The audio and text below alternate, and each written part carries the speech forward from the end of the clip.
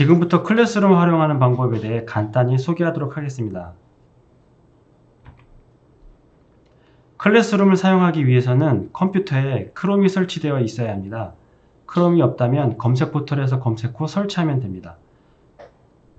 크롬에 로그인 하시고 우측 상단에 구글 앱이라는 버튼을 누릅니다. 컴퓨터마다 조금씩 위치가 다른데요.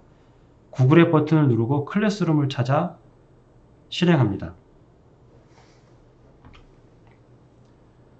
클래스룸 사용 동의 화면입니다. 당연히 계속 버튼을 클릭해 줘야겠죠. 클래스룸 처음 화면인데요. 처음 화면은 아무것도 없습니다. 우측 상단을 보시면 첫 번째 수업을 만들거나 참여해 보세요 라고 안내가 되어 있습니다. 더하기 버튼을 누르면 수업 참여하기와 수업 만들기 메뉴가 나오죠. 수업 참여하기는 학생용이고요. 선생님은 수업 만들기를 클릭해야 합니다. 그러면 수업 만들기 창이 뜹니다. 여기에서 수업 이름은 필수이고 나머지 부제, 제목, 강의실은 필수가 아닙니다. 간단하게 수업 이름에 2020 정보 1학년 1반을 입력하고 만들기를 해보겠습니다. 학급이 여러 개일 경우에는 여러 번 만들어야 합니다. 클래스 하나가 만들어졌는데요. 클래스를 추가하기 위해서 처음 화면으로 다시 이동하겠습니다. 왼쪽 위에 삼선 버튼을 누르고 수업 메뉴를 클릭하면 됩니다. 처음 화면에서 클래스를 여러 개 추가하면 됩니다. 예전에는 클래스를 학급 수만큼 만들어서 사용했는데 이번에는 좀 다르게 하려고 합니다. 클래스가 여러 개이면 클래스별로 학생들을 초대해야 합니다. 그런데 지금 학생들에게 연락하기가 힘들잖아요. 그래서 정보 1학년 이렇게 한 개의 클래스만 만들고 1학년 모든 학생들을 한 클래스에 초대하려고 합니다. 학생들을 초대하는 방법은 두 가지 방법이 있는데요. 첫 번째는 클래스별로 부여된 수업 코드를 여기에서 수업 코드는 4TQGBF7인데 이 수업 코드를 학생들에게 알려주고 가입시키는 방법이 있고요. 두 번째는 그룹이라는 기능을 이용해서 초대하는 방법도 있습니다. 자, 이제 클래스가 만들어졌으니 이번에는 학생들이 클래스에 참여하는 방법에 대해 설명하겠습니다. 학생들은 스마트폰에서 클래스룸이라는 앱을 검색해서 설치하도록 하면 됩니다. 그 다음 계정을 입력하고 비번을 입력해서 로그인합니다. 학생들도 사용자 동의를 해야 하고요. 시작하기를 누르면 클래스룸 처음 화면이 나타나는데 여기 보시는 세 번째 그림입니다. 처음 화면이 보일 때 바로 클래스에 가입하는 것보다는 이름 변경을 안내해 주셔야 합니다. 이름을 학번 이름으로 반드시 변경해야 돼요. 왜 그러냐면 학생들이 과제를 제출했을 때 과제물들이 이름 순으로 정렬이 됩니다. 만약 학번 이름으로 되어 있지 않으면 학생들 자료를 볼 때 상당히 불편합니다. 그리고 이름이 같을 경우에는 선생님이 그 학생들의 학번을 다시 확인해야 하는 불편함이 생깁니다. 이름을 변경하는 순서는 간단합니다. 첫 번째, 구글 계정 관리를 클릭하고 두 번째, 개인정보 및 개인정보 보호를 클릭하고 세 번째, 이름을 순서대로 클릭하면 됩니다. 본인 확인을 위해 비밀번호를 한 번 더 입력해야 이름을 변경할 수 있는데요. 세 번째 그림에서 성에 학번 숫자 4자리를 입력하고 이름에 학생의 이름을 입력하라고 하면 됩니다. 다 됐으면 확인을 클릭합니다. 이름을 변경했으니 이번에는 클래스에 가입합니다. 오른쪽 아래 파란색 더하기 버튼을 누르고 학생이니까 수업 참여하기를 누릅니다. 선생님이 알려준 수업 코드를 입력하면 가입이 완료됩니다. 스마트폰으로 클래스룸에서 과제를 작성하려면 추가 앱이 필요할 수도 있습니다. 그래서 구글 문서, 구글 프레젠테이션, 구글 스프레드시트를 추가로 설치하라고 안내해 주셔야 합니다. 이제부터 클래스룸을 본격적으로 시작해 보겠습니다. 클래스룸 처음 화면입니다. 클래스에 들어가기 위해서 이름을 클릭하고 자, 클래스에 들어가서 보면 스트림, 수업, 사용자, 성적이라는 4개의 메뉴가 보이는데요. 제일 먼저 스트림에 대해서 간단히 설명을 드리겠습니다. 스트림은 소식이나 자료 등을 학생들에게 전달할 때 사용하는 기능인데요. 여기 아랫부분에 소식이나 자료 등을 공유해 보세요 라는 부분을 클릭하고 학생들에게 전달할 내용을 입력하시면 됩니다. 간단하게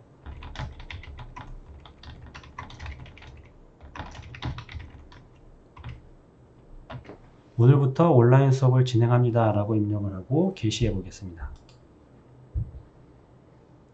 자, 스트림에 자료가 올라가게 되면 학생들에게 알림으로 전송이 됩니다.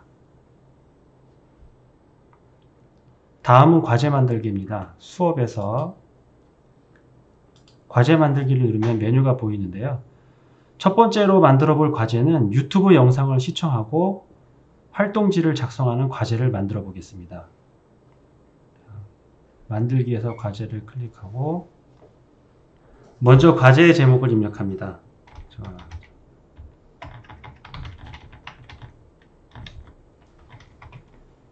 이렇게 간단하게 입력해야 좋습니다. 제목이 길면 학생들이 제출하는 파일의 이름이 길어져서 관리할 때 선생님들이 불편하십니다. 다음은 추가 버튼을 누르고 유튜브 URL 주소를 붙여넣기 합니다. 클래스룸에서 유튜브를 링크했을 때 좋은 점은 광고가 나타나지 않습니다. 어떤 유튜브 영상이라도 광고를 제거하고 보여주는데 클래스룸의 좋은 기능 중에 하나라고 생각합니다. 학생들이 봐야 할 유튜브를 추가했으면 이번에는 활동지 파일을 추가하겠습니다. 추가 버튼을 한 번 더 클릭하고 구글 드라이브에서 선생님들이 미리 만들어 놓은 파일을 추가하겠습니다.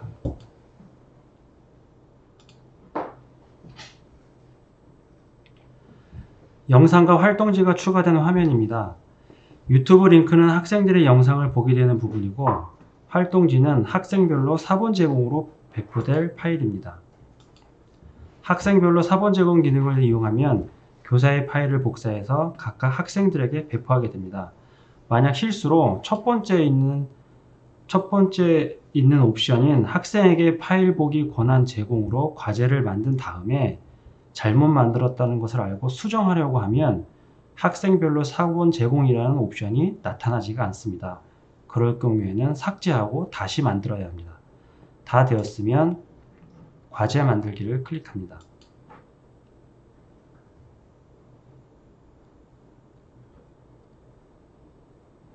스트림과 마찬가지로 과제 생성 완료되면 학생들의 스마트폰에 알림으로 전송됩니다. 다음은 비공개 댓글 달기 기능입니다. 학생들이 과제를 잘하고 있는지 중간중간에 확인하면서 비공개 댓글을 달아줄 수 있습니다. 과제 제목을 클릭하고 과제 보기를 눌러야 내용을 볼 수가 있습니다. 비공개 댓글 달기는 두 가지 방법이 있는데요.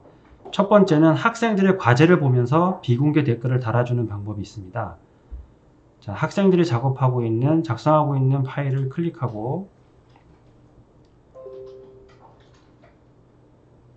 파일을 보게 되면 현재 학생이 작성하고 있는 내용을 확인할 수가 있으며 오른쪽 아래에 비공개 댓글을 추가할 수 있습니다.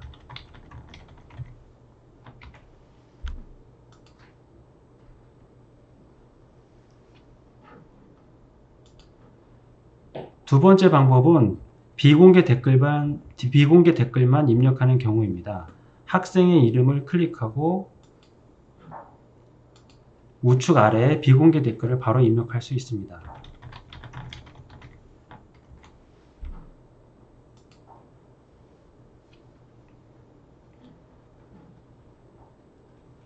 다음 두 번째 과제를 만들어 보겠습니다. 만들기에서 수업에서 만들기 과제를 클릭합니다. 두 번째 과제는 교사가 파일을 배포하는 것 없이 학생들이 작성한 과제물, 예를 들어 한글 파일, UCC, 그림 파일 등을 학생들이 첨부해서 선생님께 제출하는 과제입니다. 그래서 여기서는 두 가지만 입력하면 되는데요. 첫 번째는 제목입니다. 개인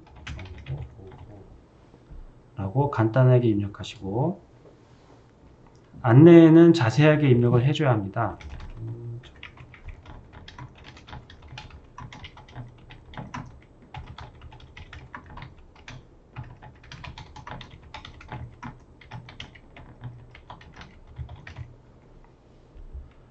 다 됐으면 과제 만들기를 누르면 과제가 생성됩니다. 다음 세 번째 과제는 퀴즈 만들기 과제입니다. 구글 설문의 퀴즈 기능을 이용하여 바로 사용하는 것인데요. 다른 과제와 마찬가지로 제일 먼저 과제 제목을 입력합니다. 저는 형성평가라고 입력해 보겠습니다. 그리고 첨부된 구글 설문지를 열어서 문항을 만들어 주시면 됩니다.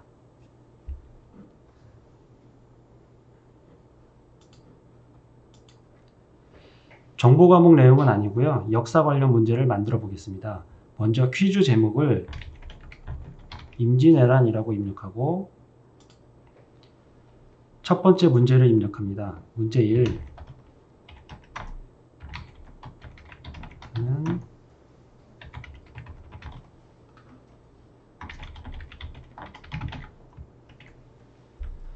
임진왜란은 몇 년도에 발생했나요? 라고 입력하고 문제 형태는 객관식 질문으로 하겠습니다.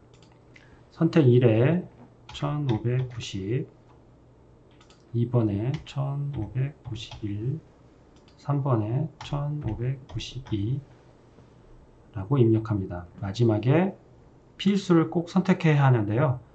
필수를 선택하지 않으면 학생이 문제를 풀지 않고 넘어갈 수도 있습니다. 문항을 다 만들었으면 답안 제작으로 넘어갑니다. 자, 답안에서는 일단 점수를 입력해야 하고요. 그리고 정답을 체크해 줘야 됩니다. 1592년이죠. 다 됐으면 완료. 다음 두 번째 문제를 추가하겠습니다. 문제 2.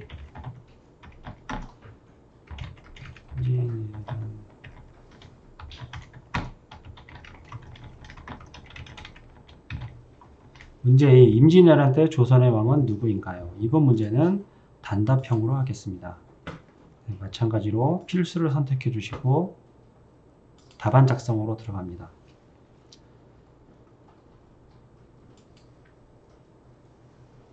점수는 5점. 정답을 입력해 줘야 채점이 가능하겠죠. 다 됐으면 완료. 자, 이렇게 해서 퀴즈 작성이 다 됐는데요. 다 됐으면 설문지를 닫습니다. 그리고 과제 만들기를 누르면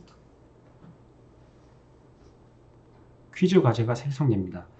퀴즈 과제는 학생들의 퀴즈 점수를 불러오는 기능도 있습니다. 과제 보기를 누르셔야 하고 오른쪽에 성적 가져오기를 하면 학생들의 성적을 가져옵니다. 실시간 자동이 아니므로 모든 학생이 끝났을 때 마지막으로 한 번 더 가져오기를 해야 하고요. 그리고 다 끝났으면 돌려주기 버튼을 눌러주면 학생들의 점수를 학생들에게 다시 보내줍니다. 그리고 참여한 학생과 미참여 학생이 구분되어 표시되므로 출석 확인용으로 활용을 해도 괜찮을 것 같습니다.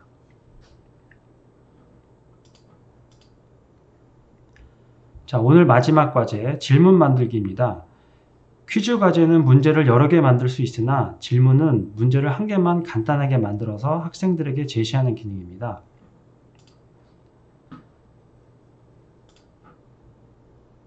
질문 유형은 단답형과 객관식 두 가지가 있고 그 중에 하나만 선택할 수 있습니다. 질문을 만들어 보겠습니다.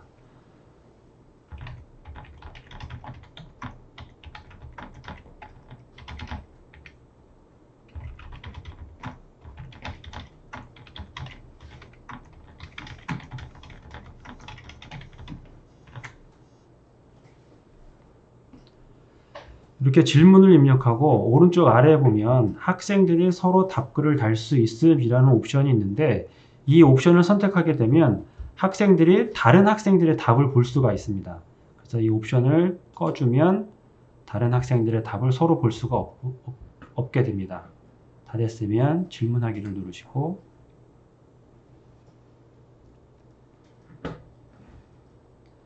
결과 화면을 보면 질문 보기 여기에서도 마찬가지로 제출한 학생과 제출하지 않은 학생으로 구분돼서 나타나기 때문에 출석용으로 확인하셔도 괜찮고 한 가지 더 중요한 거 말씀드리면 처음에 말씀드렸던 내용인데 학생의 이름을 학번 이름으로 변경을 하고 정렬을 성으로 하게 되면 여기 학생들이 학번 순서로 정렬돼서 선생님들께서 확인하시기가 훨씬 더 편합니다. 어제 경기도교육청 원격 수업 운영 자료 안내를 보면 원격 수업 유형별 운영 형태 3가지가 있었습니다. 그 중에 3번째가 과제 수행 중심 수업 형태였는데 클래스룸을 활용하는 것이 여기에 해당되는 것 같습니다. 그런데 클래스룸을 활용하려면 G Suite 계정이 필요합니다. 학교에서 자체적으로 구글에 승인받으려면 절차가 필요하고 어려울 수도 있습니다. 그래서 경기도교육청에서 G Suite 가입하고 학교별로 학교 관리자 계정을 발급하고 있습니다. 3월 19일자 공문 교육용 상용 클라우드 이용 활성화 및 보안 대책 알림 공문을 보시면 되는데요. 경기 남부교육청 교육정보 담당관 변희정 주무관에게 업무 메신저로 신청하시면 됩니다. 마지막으로 클래스룸을 한 번도 사용해 보지 않으신 분들은 당연히 어려울 거라 생각됩니다. 하지만 이번 기회에 관심 갖고 배우시면 앞으로도 계속 수업에 활용할 수 있는 정말 좋은 툴이라고 생각합니다. 활용하시면서 어려움이 생겼을 때 도움을 드리고자 경기도교육청에서는 비공개 밴드를 운영 중입니다. 유능한 선생님들께서 많은 자료와 정보를 제공해 주시고 있으며 문제 발생 시 해결 방법도 안내해 드리고 있습니다. 도움 필요하신 분들은 가입하시면 됩니다. 저는 오늘 여기까지만 하겠습니다. 감사합니다.